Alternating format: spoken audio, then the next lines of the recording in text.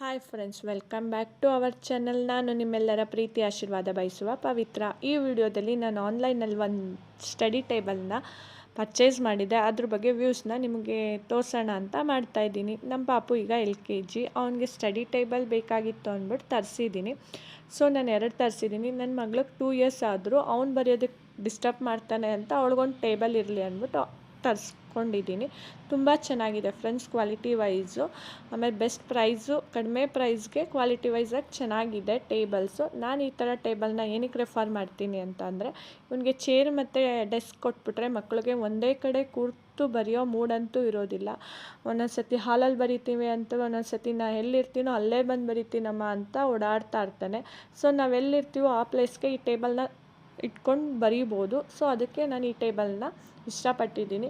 ಮತ್ತು ಆಲ್ಮೋಸ್ಟ್ ಮಕ್ಕಳು ಸ್ಕೂಲಲ್ಲಾಗಲಿ ಮನೇಲಾಗಲಿ ಕಾಲು ಮಡಿಸಿ ಕೂರೋದು ತುಂಬ ಕಡಿಮೆ ಇದೆ ಫ್ರೆಂಡ್ಸ್ ಇವಾಗ. ಸೊ ಅವ್ರು ಕಾಲು ಮಡಿಸಿ ಕೂರಲಿ, ಊಟ ಮಾಡೋ ಟೈಮ್ ಅಥವಾ ಬರೆಯೋ ಟೈಮ್, ಇವೆರಡು ಟೈಮಲ್ಲಿ ಮಾತ್ರ ಮಕ್ಕಳು ಆಲ್ಮೋಸ್ಟ್ ಟೈಮ್ ಜಾಸ್ತಿ ತೊಗೊಳ್ತವೆ ಅಂತ ಅಂದ್ಕೊಳ್ತೀವಿ. ಈ ಟೈಮಿಂಗಲ್ಲಿ ಕಾಲು ಮಡಿಸಿ ಕುತ್ಕೊಂಡು ಬರೆಯೋದಕ್ಕೆ ಅಭ್ಯಾಸ ಆಗಲಿ ಅನ್ನೋ ಒಂದು ಇಂಟೆನ್ಷನಲ್ಲಿ ಈ ಟೇಬಲ್ನ ತರಿಸಿದ್ದೀನಿ. ಇದು LKG ಇಂದ 7th ಸ್ಟ್ಯಾಂಡರ್ಡ್ ಗಂಟನೂ ಯೂಸ್ ಆಗುತ್ತೆ. ತುಂಬ ಚೆನ್ನಾಗಿದೆ ಫ್ರೆಂಡ್ಸ್ ಟೇಬಲು. ನೀವು ನನ್ನ ಒಪಿನಿಯನ್ ಈ ಥರ ಇದೆ, ನಿಮ್ಮ ಒಪಿನಿಯನ್ ಯಾವ ಥರ ಇದೆ ಅಂತ ನನ್ನ ಜೊತೆ ಶೇರ್ ಮಾಡಿ ಫ್ರೆಂಡ್ಸ್. Thank you.